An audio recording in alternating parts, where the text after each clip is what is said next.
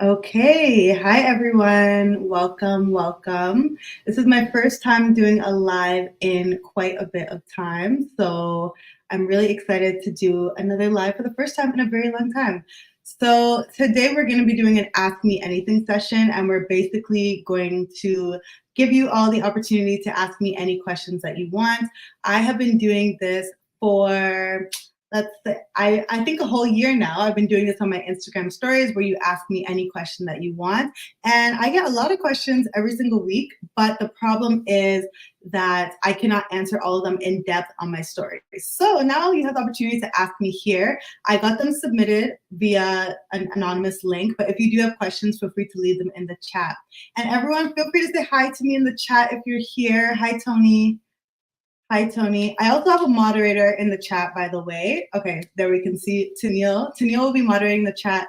So if you have questions, she will make sure to post them on the screen. So yeah, everyone, tell me where you're joining from. I see people. Okay, Staj, I think is your name. Hi, welcome, welcome. Thank you for joining. Anybody else? Where are you joining from? I think Tony's in Nigeria. Staj, not sure where you are. So I'm aiming to do this for about 30 minutes, but if we still have more questions, then we'll go even longer. So, Tennille, could I have the first question that people have submitted? We got a lot of them, so let me know. Oh, okay, people are joining. Okay. Hi, Elion. I hope I pronounced your name right. Hi, Elion. Hi, Beckezela. Nice to meet you. Joining from Toronto. Hi, Ashley. Okay, so the first question that we got was, am I able to sell some of my assets in my FHSA and TFSA without actually pulling the money out to rebalance my portfolio, or is selling an FHSA considered a withdrawal? So this is a really good question. I get this often. An FHSA, for everyone who doesn't know, is a first home savings account. A TFSA is a tax-free savings account, and these are both accounts in Canada that we can invest in or save in.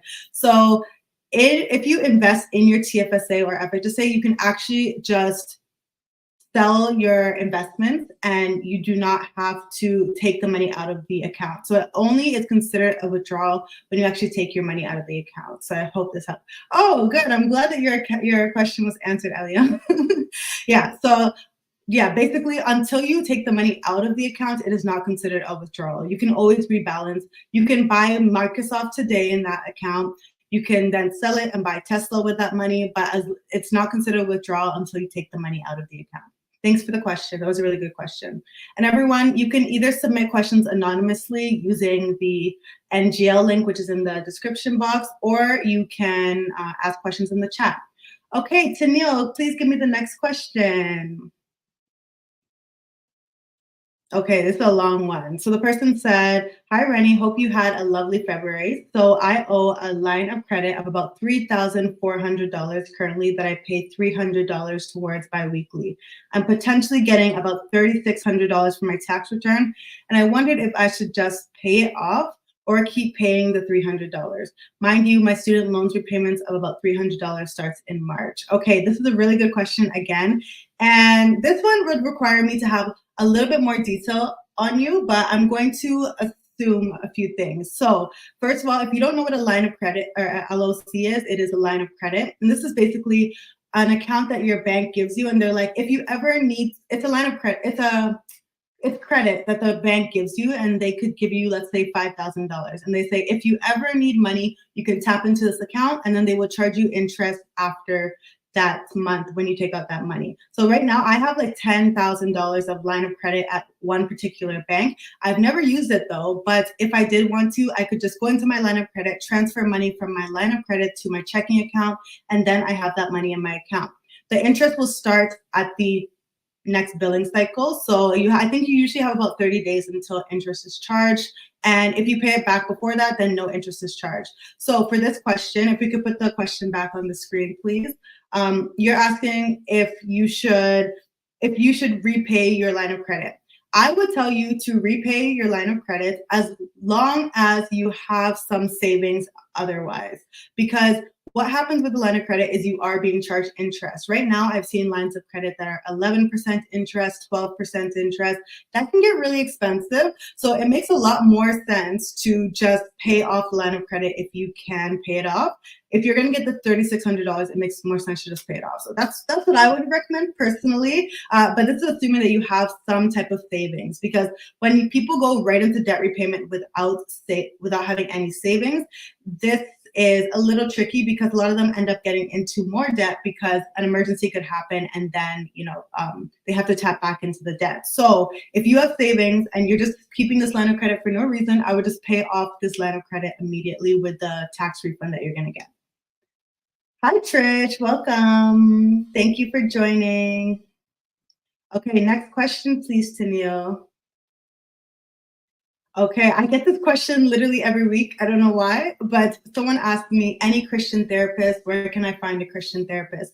So I would tell you there are a few places that you can go. You can go on Althea Therapy, which is a platform that connects you to therapists and therapists that are culturally competent. So basically Black therapists, people of color therapists. And so you can go there. There's also, but they're not all Christian, so you'd have to filter and see which ones are Christian.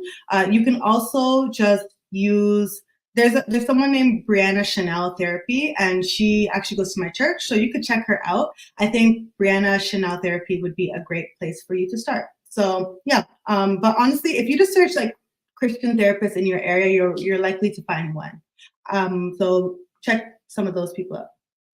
Okay, next question. And remember, if you do have questions, you can always ask them in the chat. You don't have to, you can always ask them in the chat. You don't have to wait. Okay, next question. I recently opened a TFSA and FHSA with Wealthsimple, and I'm considering opening an RRSP with TD due to their current promotion. This would be my first time banking with TD. Do you think I should proceed with this or stick to having all of my investment accounts with Wealthsimple? Thanks. Okay, so this is a great question. I currently use both TD Bank, TD Direct Investing, and Wealthsimple Trade. So I love both of them. They are great platforms. I will say that it depends on your goals. So the good thing about Wealthsimple is that Wealthsimple has pretty low fees, and for Canadian stocks, your trades are free, which is great. However, when you have US stocks that you want to trade, they are a bit more expensive. So they will charge you their conversion fee, which is 1.5%, and then they'll actually charge you the foreign exchange rate, whatever the exchange rate is on that day. So that is why I still use my TD account for my US stocks and for index funds. But if you are somebody who's not going to be invested in index funds or US stocks, maybe Wealthsimple makes more sense to you. So again, it kind of depends on you as a person. It's not really based on, I can't really tell you which one to go with, but I think the TD's promotion right now is really good. Both platforms are great. I would say TD has really good research on the platform. So if research is something that you're really looking for, that is an account that you may consider.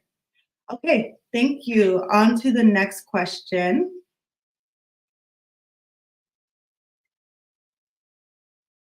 And everyone, remember, you can submit, you don't have to submit them anonymously. You can just submit them through the chat if you have a question.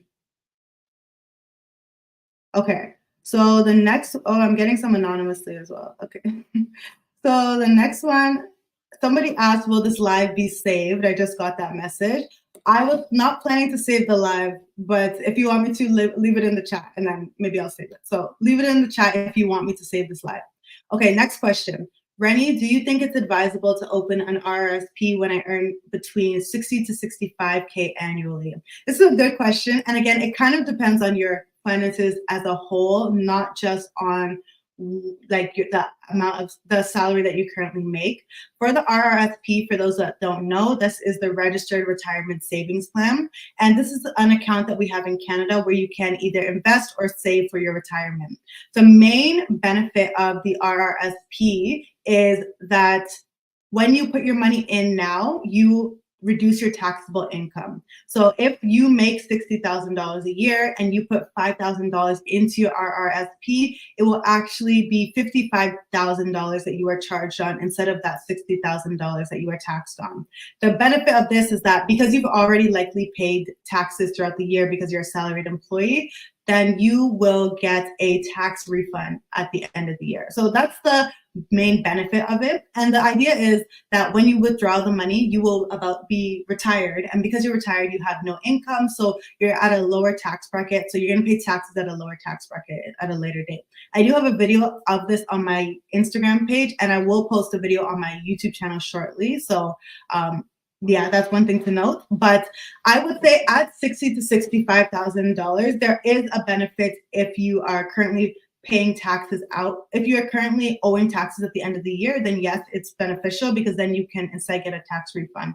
But I will say that the TFSA is one of the most flexible accounts in Canada. It is a way that you can actually take your money out and use it for any purpose that you want. So sometimes I always tell people, focus on your TFSA before you focus on your RRSP. However, if you work at a company where your company is matching your RRSP contributions, then always, always, always take that match because it's free money. And what a match is let's say you get let's say you are able to put 5% of your paycheck into your RRSP every month. Maybe your company they'll match that and put another 5%. That is basically free money, so you might as well take that match. So that's always why I tell people that it makes a lot of sense. If your company is going to match your contributions, then you always, always, always want to accept that contribution. Okay? And Linda, hi, welcome, welcome. Thank you for joining. Daisy, thank you for joining. Okay, thank you for asking a question. The next question is, what's the most advisable way to invest in stocks if you're considering buying a property in 1 to 3 years? Okay, so the first thing, if you are based in Canada, definitely use the FHSA. So that's the First Home Savings Account. Use that account and use it to invest or save, because the FHSA, and I have an entire video of this on my channel as well, but the FHSA is an account where you can put money in and it reduces your taxable income for the year. And when you take money out, it actually it's tax-free. So it's basically a baby between like the RRSP and the TFSA. It is the perfect combination of those two accounts. So if you are looking to purchase a house and you live in Canada, I would definitely encourage you to use the FHSA. So the FHSA is the account, but then there's stuff that you can hold inside the account, and that could be a GIC. So a GIC is a guaranteed investment certificate. I would say that if you have a short time horizon, like 1 to 3 years, a GIC is perfect because you can put money in there and it can grow over the next 3 years, right? Or 2 years or 1 year, whatever your time horizon is. And it's guaranteed, so you know that you're not going to lose your money. Typically, no expert is going to tell you to invest your funds if you are going to buy in the next 1 to 3 years, because the stock market is pretty volatile, right? It could go up, it could go down in the next 1 to 3 years. We have no idea. So I would say GICs are a really good way to invest your money, or you could do a really broad market in ETF, which would be like VEQT or VFV, where there are like 500 companies across the United States in this fund, or VEQT, which is like I think it's all equity portfolio in the United States. So those could be some options, but again, in the short term, it honestly is better to just like put it in a GIC rather than in trying to invest that money. Okay, hi Cynthia, welcome. Thank you for joining. Okay, we'll go on to the next question. Okay, someone said you had mentioned something about completing surveys for money. Could you elaborate? Okay, let me go back to Linda's question. Let me go to Linda's question first. So Linda's question is that's mutual funds, right? So just to clarify, VEQT and VFV are not mutual funds. Mutual funds are funds that are managed by a fund manager. So you go to the bank, for example, you'd ask them to open an investing account, and they'll say, we are going to invest on your behalf. That's what a mutual fund is. However, they will take a fee for this service that they're doing, understandably, but the problem with this fee is it can be pretty high. Like, let's say they're charging you I don't know what the fee may be, but they're typically pretty high compared to an ETF, which is an exchange traded fund. An exchange traded fund has fees like VFV, I don't know, is it 0.02 0.02 or 0.03%. So it's a very low fee in comparison to the 0.5 or 0.6% fee that you may find with a mutual fund. So I always tell people, mutual fund managers are worried about themselves getting paid. They're not really worried about you getting paid. So if you are like, if whether they make money or they lose money, whether they make money for you or they lose money for you, they are still going to get paid. So I would rather take things into my own hands and do a ETF, which is an exchange traded fund. Okay, so they're not the same. They're similar, but the difference is the fund manager will create the exchange traded fund, but then they will leave it to grow.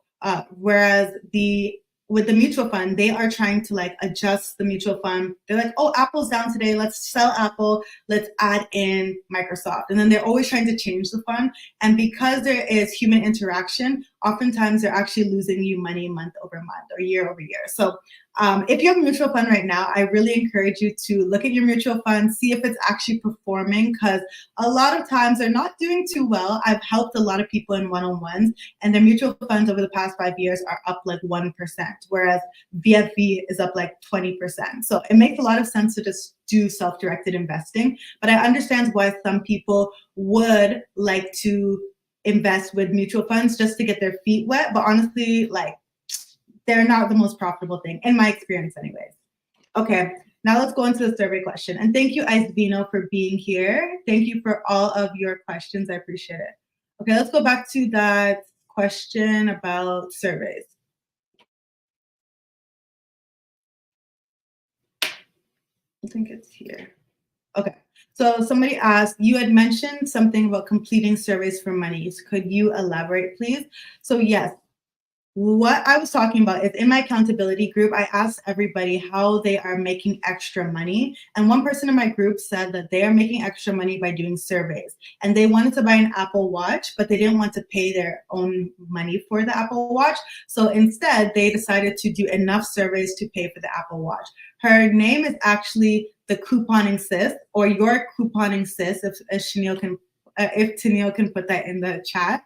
It's your couponing sis, I believe, is her page. And she usually shares all of these surveys on her stories as well. And sometimes they'll be like $20, $30. Some of them will be $100. And basically what you do is you will answer questions so that basically the company is doing research for their brand and they want user feedback, so they will ask people questions. So that's how the surveys work. I used to do a lot of these, so that's something you can look into. I will post a link later on of all of the different websites that there are, so that you can all try them if you want to, but it's a good way to just make some extra money. And I use it to get I usually ask them for an Amazon gift card, and I will, instead of using my own money on Amazon, I will use the gift cards that I got. Okay, I hope that was helpful. Next question. Hi, Reni. I think you're really cool. Thanks. And I love your content. Talk about Black Girl Magic. What advice would you give to an upcoming finance creator? What topics should be focused on, especially with Nigerians in mind? Okay, this is a good question. So thank you for the kind words. I appreciate it. What advice would I give to an upcoming finance creator? So I guess what I would tell you is to think of the questions. First of all, I would say, remember that you don't need to be an expert to start. So you can just talk about your experiences right now, because I find that a lot of people feel like they have to know everything before they start becoming a finance content creator. Whereas I think a lot of people like seeing the journey, like, oh, I'm learning to invest. Let me take you along and create content about the journey of me learning how to invest. That would be my first tip. Like, just start from where you are and share the journey that you are on. If you are focusing on Nigerians, I would say it depends where you are. Like, if you're Canadian and if you're a Nigerian in Canada and you're trying to talk to Nigerians here, something that I want to start talking about is like black tax, for example. A lot of people that I meet with one-on-one have black tax where they are supporting people back home, sending money back home. So this is something that they really need to, factor into their finances, because it takes a lot of money out of their pockets. So that would be an example of a topic that you can think of. Also, a topic, if you're based in Nigeria, a great topic for Nigerians based in Nigeria would be talking about the devaluation of the Naira right now, and just talking about the devaluation of the Naira right now, and talking about how people can invest in U.S. currency, for example, instead of keeping their money in Naira, because the Naira is losing value rapidly. So those are some examples of things that you could talk about. I would just really think of like, what are people struggling with? That's how I always think of my content. Like, what are people currently struggling with? And what are the questions that my friends are asking me about money? My friends are always asking me about the TFSA, the RRSP, the FHSA. What do these mean? So it makes sense for me to create content, because if your friends are probably asking these questions, there are a lot of other people out there that are asking these questions. And just an advice for finance content creators in general: focus on adding value to your audience, and adding value, trying to help people, rather than just trying to focus on you and selling products and everything. Because as you start to add value to people, then they will naturally want to buy the products and services and different things that you sell. So focus on like adding value, trying to answer people's questions, trying to help people, and then it will naturally grow from there. Okay, okay, this is a good question. Thank you for this question, Elion. I hope I'm pronouncing your name right as well. When do I need life insurance? So I actually have an entire video on this topic where I talk to a life insurance expert about life insurance. And she tells us about term life insurance, universal life insurance, when people need life insurance. So there are a lot of, honestly, there's a lot. I have 2 videos about this on my channel. If you just search like life insurance XO Reni, both videos will pop up on YouTube. But great question. You need life insurance when you have something that we have an asset that somebody else would be burdened with if you were to leave, or if you don't have savings to protect what's it called? You don't have savings that will cover your expenses when you leave as well. So that would be, for example, if God forbid you were to pass today, who would be covering your funeral expenses? Do you have enough cash in the bank that you would be able to cover that funeral expense without your parents going into debt? We see a lot of times in the Black community, we see GoFundMes where it's like, oh, somebody passed and now their whole family is left behind. No one, their family can't pay the mortgage anymore. The family can't pay for the funeral. We see that a lot. And the reason is because they either don't have savings or they don't have life insurance that could pay for it. So I would say, if you have dependents, for example, a child or a spouse, people that are depending on your income to support their life, you need life insurance. So I have a house, for example. So I'm somebody who, if I pass away, that mortgage would be passed on to my family and my parents, my sister. I don't want to burden them with a mortgage that they did not ask for. I really don't want to do that. It's not really fair to them. So instead, I would get a life insurance policy so that when I pass, it will pay out and get passed to them.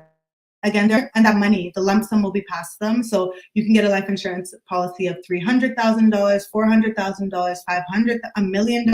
It depends on what your assets are and what you would want to leave behind. Okay, okay, let's go to Olua Bukola's question first before stages, just because it's a follow-up. I think this one, yeah. Okay, so Bukola says, should one partner pay for life insurance or both?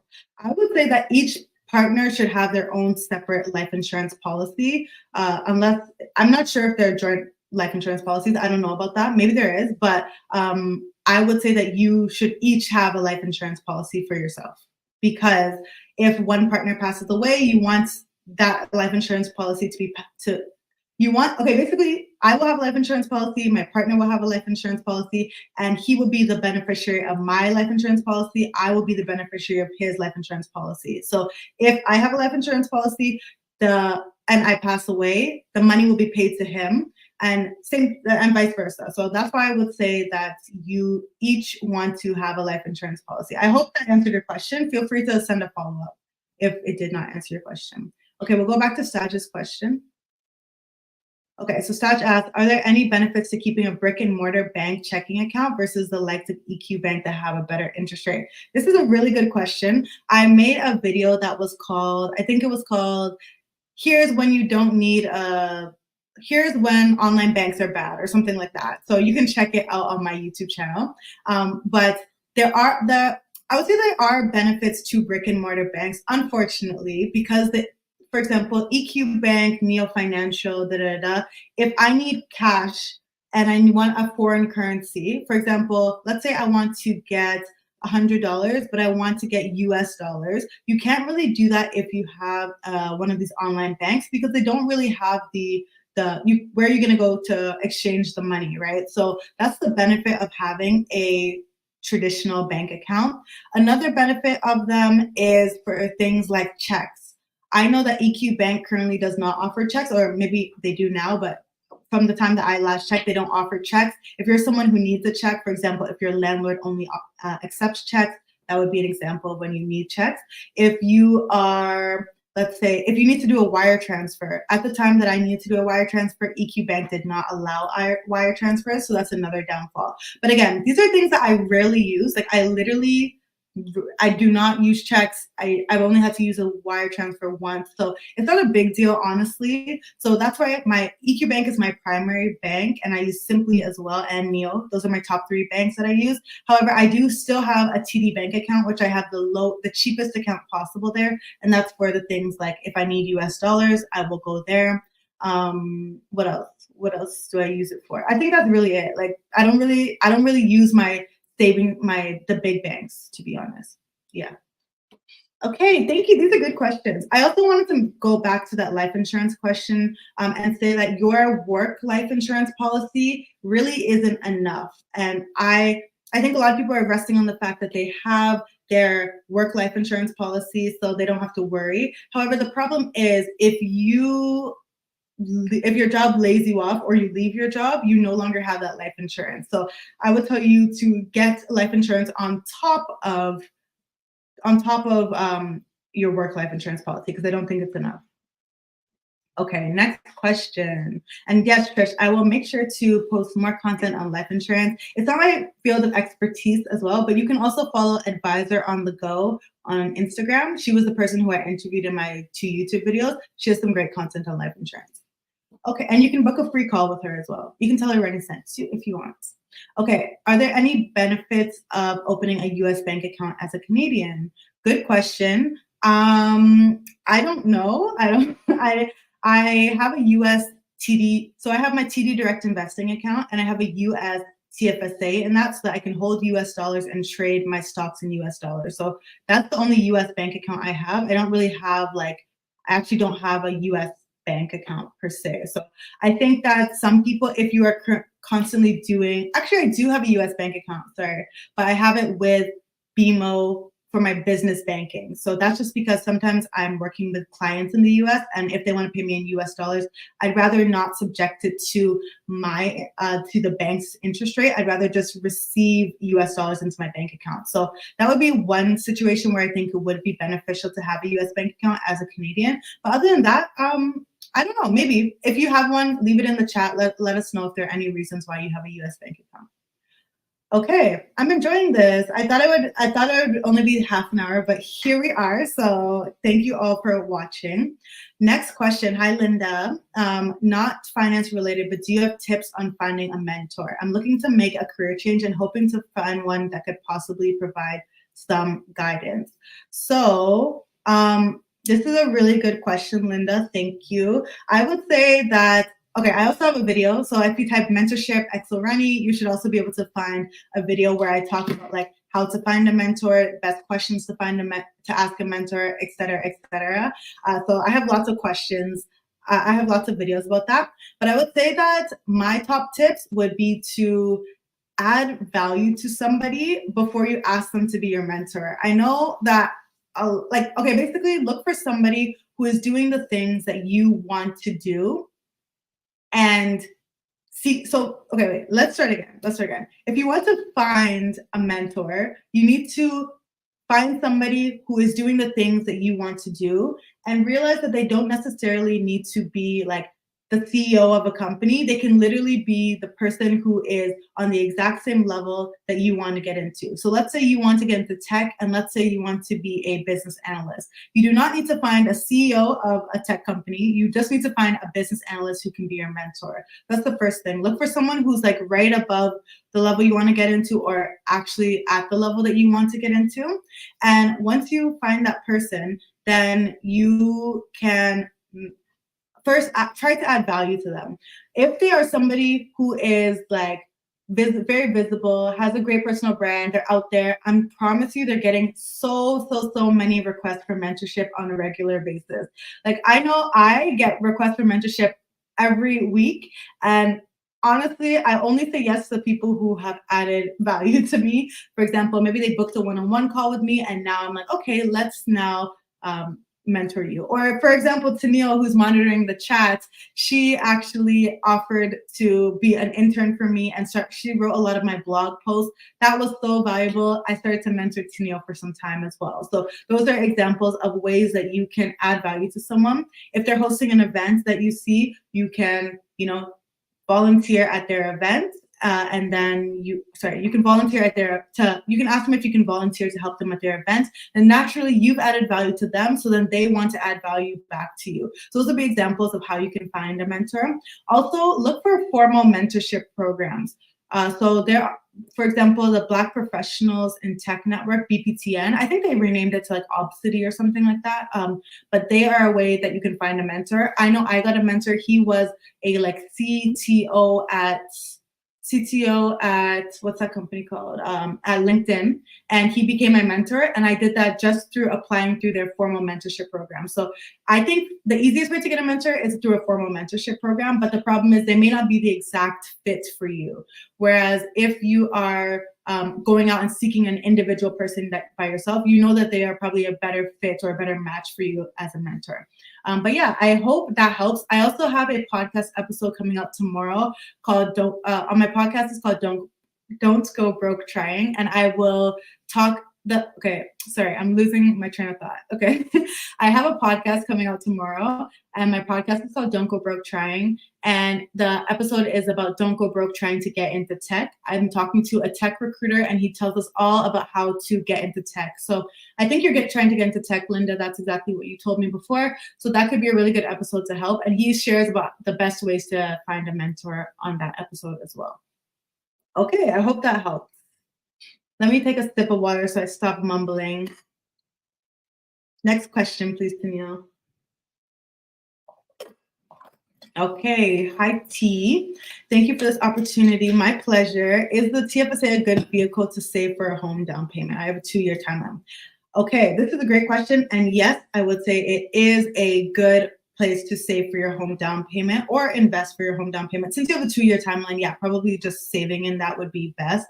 And the only thing you have to be aware of is that you need to make sure that you don't exceed your contribution room. So your contribution room can be found by going on the My CRA website, or you can just go online and search TFSA contribution room calculator, and they will tell you what your contribution room is currently. And once you have that, you can see like, okay, I have $20,000 of contribution room. So that means you can maximize it and put a full $20,000 in there. And once you're done that, then you can go a little bit, and then you can go to the next thing. Maybe next is your high interest savings account, or maybe you're going to put money in your RRSP. But first of all, I'm assuming that you've maxed out your FHSA before you are maxing out your TFSA.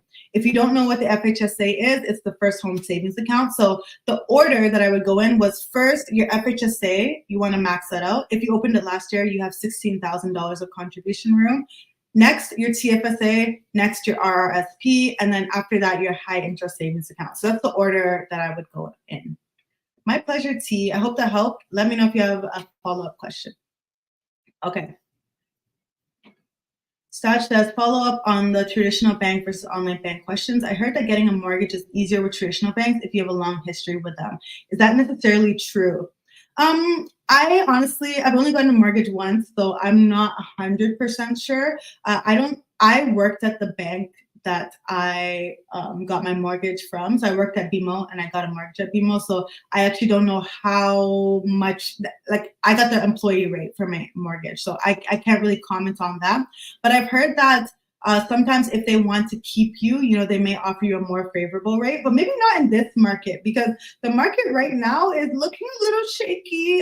So I actually don't know how much banks are favoring people just because they have other products with them. But naturally, banks want to keep people. So they know that the more products they have with you, the more likely you are to stay with that bank and not switch to another bank. So it may be true. What I would suggest that you do is to go and find a mortgage broker. Mortgages by Dami would be a mortgage broker that I would recommend. You can go to her and she will actually ask you a few questions and then she can look at all the different banks and see all the different lenders, not just the banks, but all the different lenders. And she can see which one is going to give you the most favorable rates and a whole bunch of other questions. I also have a podcast episode with Dami that was posted late last year. So yeah, that's what I would suggest you do because I wouldn't just say with your current bank just because like I would look around all of the banks and then go for whichever one is giving you the best deal. Okay, next question. What else happens if you withdraw money from your RRSP before you retire beside paying tax? So good question.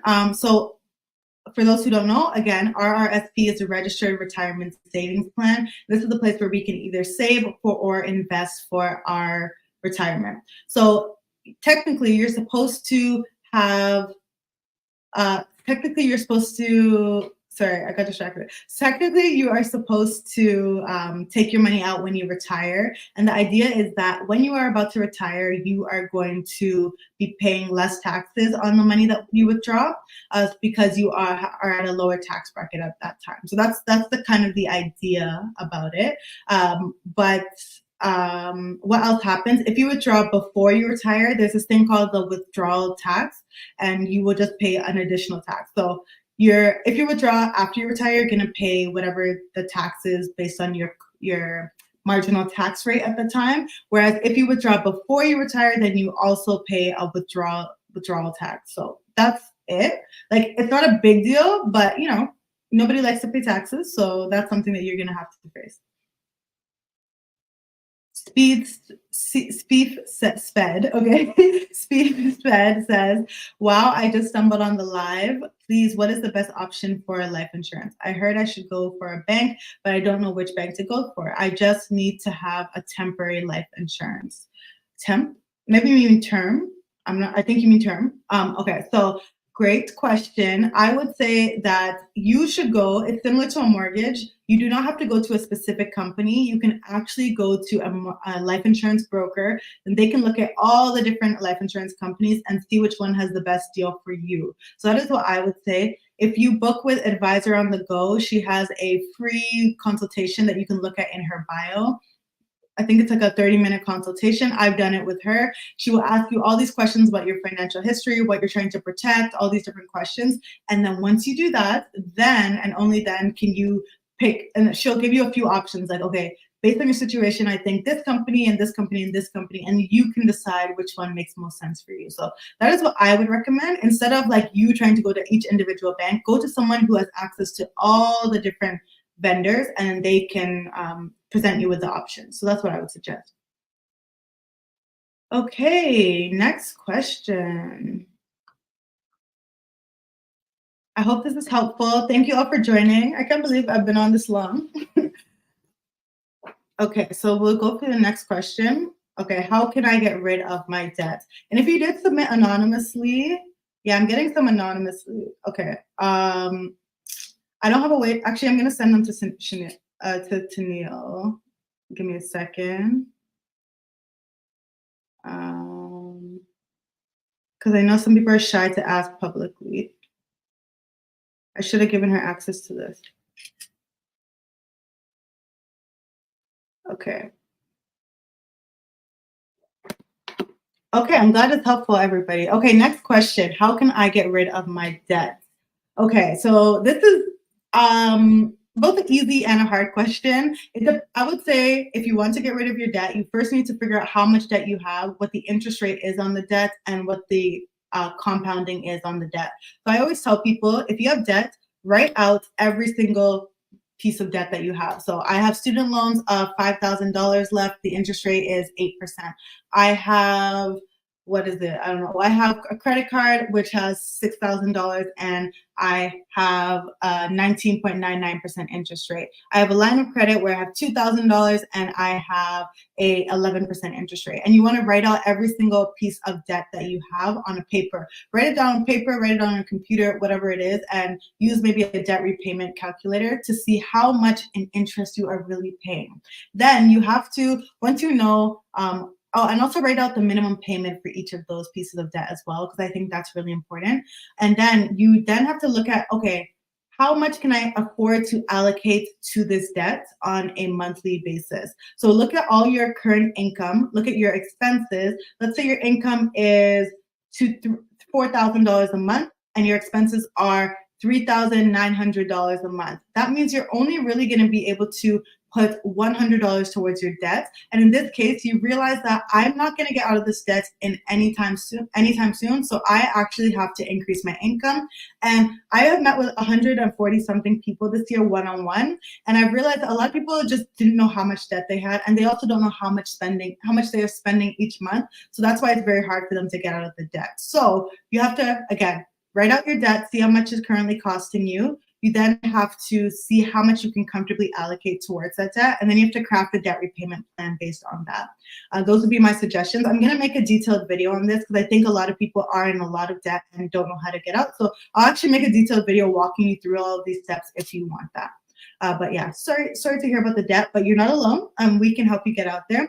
In Canada, the actual debt to income ratio right now is 2-to-1, meaning for every dollar of income that people have, there's $2 of debt. So I want you to know that you're not alone, but we don't want to stay there. We want to get out of that debt, and you have to take active steps and want to get out of it. It's not just about, looking at your debt and saying, oh, it's okay. We actually have to take active steps to get out of it.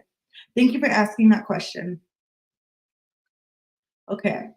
Another question, can Advisor on the Go help on the bank to use for RESP? I currently use AGF, but I'm not sure it's secure for long term. I'm not sure if she offers RESPs, but why don't you just you can just go to a bank for RESPs.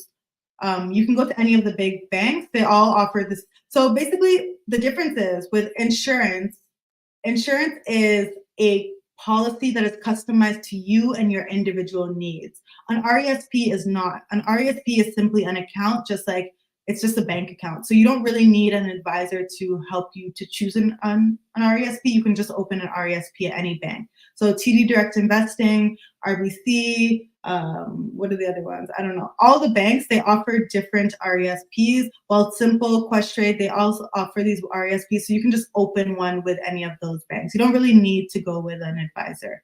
And I think AGF, I don't know what AGF is. Let me know. Do you know? Maybe you can leave in the chat what AGF is. I'm not sure what it is, but I think it's related to Primerica. I'm pretty sure. And I would remove your money from Primerica and move on to something better than Primerica. Literally, Wealthsimple, TD, all these banks would be better than Primerica because Primerica has super high fees. So yeah. Okay. Next question. And Tony said it's easy to lose track of debt in a credit-driven economy, and that is so true. Like in Canada, a lot of people are in a lot of debt, and people see other people and think, oh, it's so good. Like people are living life here, and but the reality is a lot of people are funding their life with a lot of debt. So yeah. Okay, let's go back to that 23-year-old question. Okay. Advice for a 23-year-old who wants to get better with money. I already have a high yield savings account and have $4,000 in credit card debt. Okay, so I actually also, my latest video that I posted like last week or 2 weeks ago is all about how to get better with your money. And I think I said there were 7 different steps. The first step is to, reflect on what you are currently doing with your money. What are your habits like now with your money? Are they good? Are they bad? Which habits do you want to take from that you're currently what habits do you currently have that you want to keep, and what habits do you currently have that you want to let go of? That's the first thing, because you really need to acknowledge where you currently are. Like, what is your relationship with money right now? Do you have a spending problem? Are you stressed about money all the time? Do you like, we need to analyze what our current relationship is like with money before we can ever make any changes. So that would be the first step.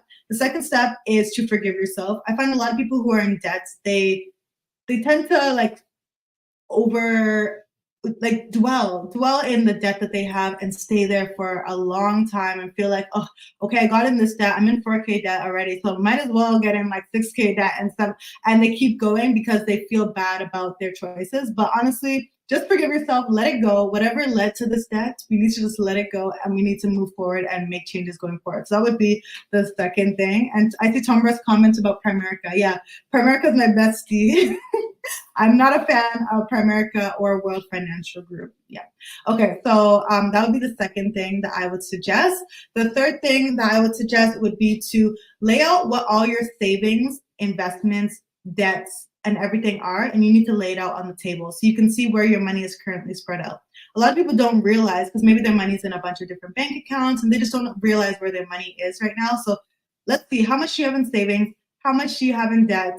How much do you have in investments? I've seen people who have $3,000 of debt, but then they have $15,000 in their investment account. And I'm like, we are hustling backwards right now. We need to put some of that in, the money that's in investments is growing. And in the stock market, your money typically grows at like a 7% interest rate, right? That's the average. Of course, it can do better, but on average, the stock market grows on a 7% interest rate, or 7% growth over the year. So if your money is growing at 7%, but your credit card debt is growing at like 19.99%, you're literally hustling backwards if you are carrying this credit card debt without and growing your investments. Like, it's like you're hustling backwards. So I would tell you to analyze all your debt, put it all on the table, and then put all your debt on the table and then see where you can allocate your money better.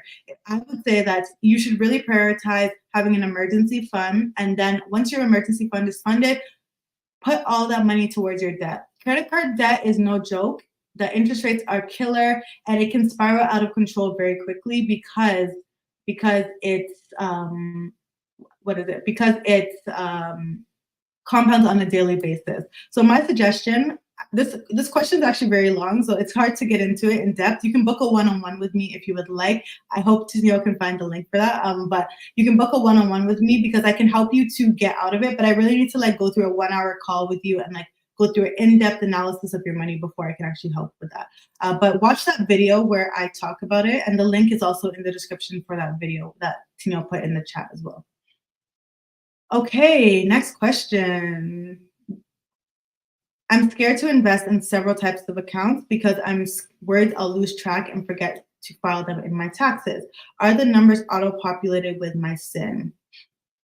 So did somebody ask this in the chat, or was this, okay, this is anonymous. Okay. You don't have to, I'm wondering if you mean having different bank accounts, like having one with Wealthsimple and TD and Scotia and all that stuff. Is that what you mean? Or is it that you mean having a TFSA and RRSP or FHSA? I hope you're in the chat. Maybe not. I know you asked this anonymously, so I don't know. But if it is the second one, where it's you don't want to have an FHSA, a TFSA, and RRSP, the numbers are auto-populated with your SIN, yes. So the bank already knows, the bank reports how much you have in your RRSP to the government every single year. So you don't really have to worry about that. But maybe I'm not understanding the question. If you are in the chat, please answer and clarify, please. Okay. I'm a mom on maternity leave and I'm looking to make extra income until I get a job. Any advice? Great question. So if you are a mom on maternity leave, I would say there are, I guess, I don't know, it would depend on what you're trying to do for income. But if you currently have, okay, first thing, is the extra income because you like desperately need it, or is this just like you're trying to make some extra money because we live in a hustle culture where we feel like we need to make money constantly? I would just question that, because I find a lot of people who are on maternity leave, they're like, oh, I'm not saving during this time, da da da da. But it's actually okay to take like 1 year off of saving and take care of your baby and like, enjoy life, because you'll go back to the workforce eventually. So that would be one thing. But if it is that, okay, I actually need money right now because maybe I don't have a partner supporting me or something like that, in that case, a few ways that you could make money would be something like the surveys that we mentioned earlier. When you are doing surveys with people for different companies, and they can pay $50, $100, $120. I used to do lots of these surveys, and it's just a way to make some extra money so you can pay for some expenses. Another thing, if you have a skill that you are good at, right, and maybe something that you were doing in your 9 to 5, you can always monetize that skill. For example, I used to do marketing. Well, I still do, but I worked in marketing full time. And then I started doing marketing for small businesses while I was doing my 9 to 5. And basically take the thing that you are doing full time and see if you can freelance it for people while you're on maternity leave. That could be a good way to make money. I'm trying to think of other ways. I'll probably do a video on different ways to make money, but I know that like any skill that you have can probably be monetized. So you can look into any of those. I know that some people in my accountability group are baking. They are really good at baking or cooking, and now they are selling those for people. But I would tell you that these are not passive forms of income at all. Like these are definitely more things that you are actively working, and it's a lot of work. It's basically like you're doing 2 jobs because you're also a mother. So that's just something to note. Okay, let's take the next question. We have about 10 more minutes left. Any advice for someone who wants to retire early?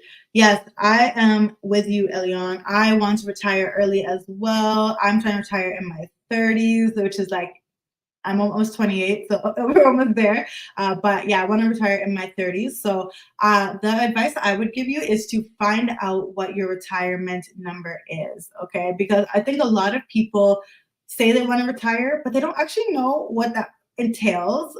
So I recently calculated my retirement number, and it's basically like you have to figure out how much money you need to live on per year. Then you need to front load all of your investments with that so that you have enough to retire on. So there's this movement called FIRE, FIRE, which is Financial Independence Retire Early. If you use Facebook, there are a lot of Facebook groups. If you use Reddit, there are a lot of Reddit groups on FIRE. And they basically tell you how to calculate your retirement number. And once you have this number, then you can work backwards. So it's like, okay, I'm gonna need $1 million to retire if I want to retire by 35. So that means that I need to front load X amount of dollars in my investments so that they can grow over time. There's a calculation that's involved. So I would use one of these FIRE calculators that Tennille just put in the chat, and then you can calculate your retirement number based on that. But I would say retirement early definitely requires a certain level of like dedication to retirement. It's not something that you just say you're going to do. You actually have to actively work to it. That's what I'm trying to do. I am investing aggressively. Like most of my income goes into investing. I'm trying to max out my TFSA, RRSP, FHSA, all of my accounts this year so that I can retire early. So but that would be my suggestion for you. Okay, next question. What have you learned about yourself and how you work since becoming your own boss? Oh, good question. I have learned that I'm pretty resilient. I don't know. I feel like I think as an entrepreneur, you have to be very self-motivated, disciplined, and you also have to be able to learn. Like right now, I am not just making content, right? But I am also doing accounting for my business. I do admin for my business. I am the film videographer. I'm doing all these different things for my business. And that's something I really want to do, ideally. Like one day, hopefully I won't have to do it, but all of those things are part of building a business. So I feel like I've learned that I'm very resilient. I can learn new things very easily.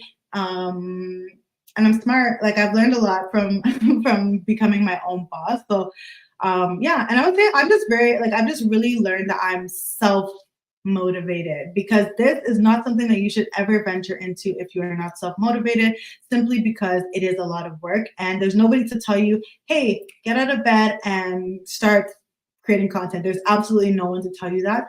And if you're not self-motivated, you will not do the work at all, and then your business will crumble and fail. So I always tell people the best time to start a business is when you have a steady 9 to 5. So there's not so much pressure on you, because the pressure can be a lot to keep up with all of this. So yeah. Okay, next question.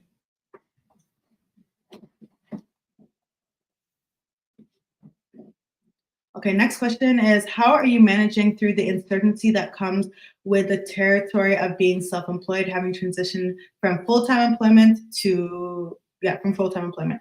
Okay, so I would say that, how am I managing? Honestly, like, I feel like my logic, and this is a privileged take, obviously, is just that, like, what's the worst that can happen? If it fails, then I'll go back and get a 9 to 5. Like, that's kind of the thought process that I have about all of this. So I'm not really, like, I've never really felt the uncertainty or stress, because I really believe in my sauce. You know, I'm like, okay, if I put in enough work, I'm going to see the results, which is not always the case with, like, for example, a 9 to 5, where it's like you can work and work and work at your 9 to 5, but you're not really getting paid that much more typically. So I feel like, honestly, I just believe in my stuff, and I'm like, well, I think I can do it. I'm gonna try, and if it doesn't work, I can just like pivot and move on to the next thing. And I will say that self-employment has been the most rewarding thing that I've ever done before. And I've made the most money I've ever made in my life through self-employment. I could never make the amount of money that I make now in a 9 to 5. I don't think so, at least. So like, working in marketing, at least, I could never ever make this amount of money. So I'm navigating it. And people always tell me, oh, aren't you nervous? Like, aren't you scared that this, like, you made the wrong choice? But like, even if content creation, God forbid, ceases to exist tomorrow, I would still rather have done it and like made all this money and learned so much than to have not done it. So yeah, I'm not pressed about it at all. Like, I'm not pressed. I think I'm having a great ass time. Having a great ass time.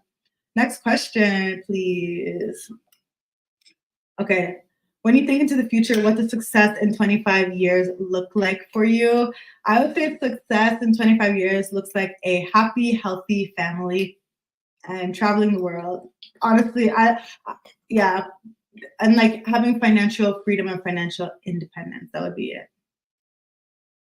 Yes, and as Nira said, yeah, it is the way to go. Like, aside from the money, it's the quality of life. Yes, I can travel as much as I want.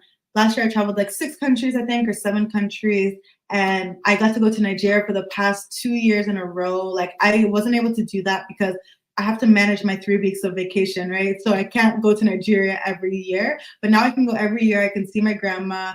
I can like I just went and went on a walk with somebody right before this. Like, I can't just like before, and I was out for like 2 hours. Like, you know, I have freedom of my time, and I love it. So yeah, I think Elion asked the question, what is the Canadian equivalent of an LLC? So an LLC is a limited liability corporation, and in Canada, it's just called a corporation. So that would be the Canadian equivalent. Okay, we'll have like 2 more questions. And if you are enjoying this, please let me know, because I was encouraged to do this more regularly. So if you want me to do this more regularly, let me know. Let me know. Is once a month okay? Or what? Is once a month okay? I think that's what I can keep up to for now. But let me know. Is once a month, twice a month? What frequency will you guys actually watch? Because I don't want to do this and nobody's watching. So yeah. Okay, what are your biggest red flags in men? Haha. Everyone loves asking me about men. I don't know why, but my biggest red flags are people who are not ambitious. My biggest red flags are men who lead with their money. Because a lot of guys, I think because I talk about money, they try to impress me with money. And like, it doesn't impress me because I have my own money, right? So you have to have more than money. So I think that's my honestly biggest red flag with men.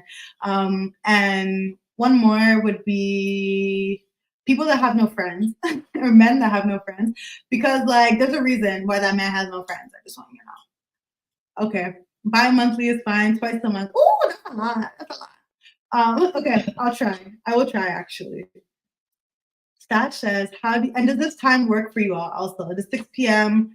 EST work, or is there a better time? I know Tony's going to say earlier is better because he's in Nigeria, but for those of us, everyone else, what time of the month is good for you? And also on Thursdays, I actually do Ask Me Anything on my stories on Instagram. So feel free to follow me on Instagram so that you can follow me there, because I do them, but I just do them written. I don't actually record. Where do we sign up? You can just subscribe to my newsletter, and I will announce it there, hopefully. But you can also subscribe to my YouTube channel as well, and hopefully you get the notifications. I know a lot of people don't get my notifications anymore. I'm trying to revive my YouTube channel, so please go and watch my other videos after this as well. Okay, after 6 p.m. Okay, 6 p.m. Okay, we'll probably try to keep it this time. Okay, we'll do one more question. I think we had one more that you showed to me. Oh, there are two more. Okay, we'll finish those two questions and then we'll end this. Okay, Staj asks, how do you relax and de-stress other than travel? You do a lot.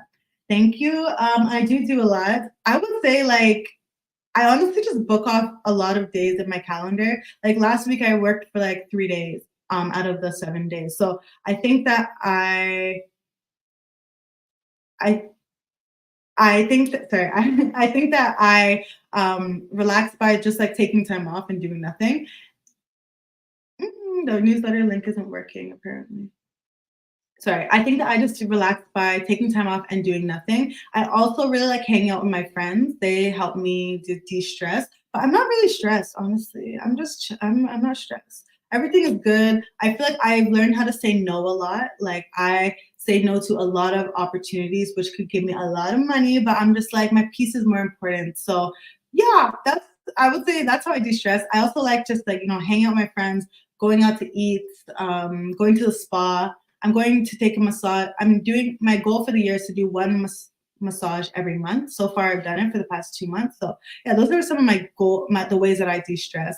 But honestly, I'm not stressed at all. I'm not really stressed. Yeah. Okay, the last question was, is there a private lending facility where people can lend money to others for an interest in return?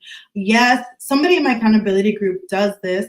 He calls is it peer-to-peer lending? Hold on, give me 1 second. I think it's GoPeer. That's the app that he uses. And he has, if you're in Canada, it's called GoPeer. And he uses that app to lend to people. He said that he's made, I think, 18% on some of his lends. So that would be somewhere that you could use. But I will say I've never used it, so I cannot vouch for it at all. But I know I know that that is one that you can use. But yeah, I personally I think invest your money first. Peer-to-peer lending is for people who are rich. It's not for us who just have a small extra amount of money that we would cry if somebody did not pay us back. It is for people who are rich. So yeah. Okay, well, everybody, thank you so much for joining. I'm so happy that the chat was lively. I'm gonna start with once a month, and then if it's good, we'll go to twice a month, and we'll keep going for there. And yes, Tony, amen. I'm half retired. That is the goal. I'm already. Yeah, let's say that. Let's just say that. Thank you all for joining. I hope that you enjoyed this, and I will see you in the next one. Bye. Make sure you subscribe to my channel if you have not yet subscribed as well, because yeah, I'm trying to get my subscribers up. Share this with a friend, and also try to save this live. I hope I can. I haven't gone live in a while, so I can't remember. Okay, thank you all for joining. Bye.